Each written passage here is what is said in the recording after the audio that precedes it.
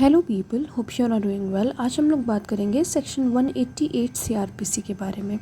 Section 188 CrPC हमें बताता है ऑफेंस कमिटेड आउटसाइड इंडिया।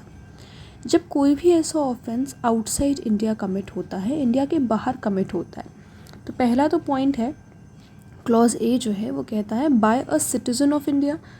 एक ऐसा पर्सन जो कि सिटीज़न है इंडिया का, उसने कमिट किया है। कहाँ पर कमिट किया है? हाई सीज़ पर कमिट किया है। समुद्र में जो शिप्स वगैरह चलती हैं वहाँ पर या तो कमिट किया है या फिर एल्सवेयर या फिर कहीं और कमिट किया है, लेकिन वो इंडिया का सिटीज़न है। क्लॉज बी क्या कहता है? By a person not being such citizen, और या फिर वो नॉन सिटीज़न है। देखो ये COI मतलब सिटीज़न ऑफ इंडिया, ठीक है।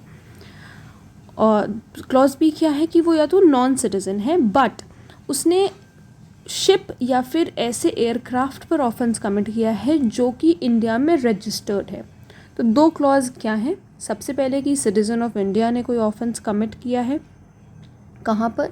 या तो हाई सीज़ पर या फिर कहीं और एल्सवेयर, या फिर एक ऐसे इंसान ने ऑफेंस कमिट किया है जो कि इंडिया का सिटीज़न तो नहीं है लेकिन उसने इंडिया की शिप या फिर एयरक्राफ्ट पर ऑफेंस कमिट किया है, यानी कि वो जो शिप या फिर एयरक्राफ्ट है वो इंडिया में रजिस्टर्ड है।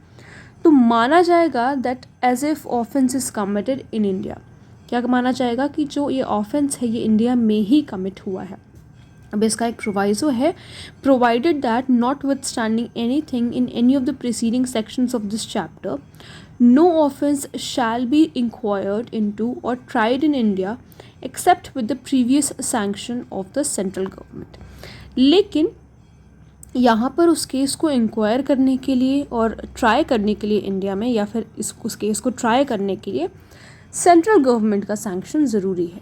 यही एक प्रोवाइज़ो इसमें दिया हुआ है, ठीक है। तो आई होप आप लोगों को ये वाला सेक्शन समझ में आया होगा। बहुत ही आसान और छोटा सा सेक्शन था। इसके बाद आपका जो एक और सेक्शन 189 बचता है वो हमें पढ़ने की ज़रूरत नहीं है from your judiciary point of view, that is not important. तो यहाँ पर हमारा चैप्टर 13 कंप्लीट होता है।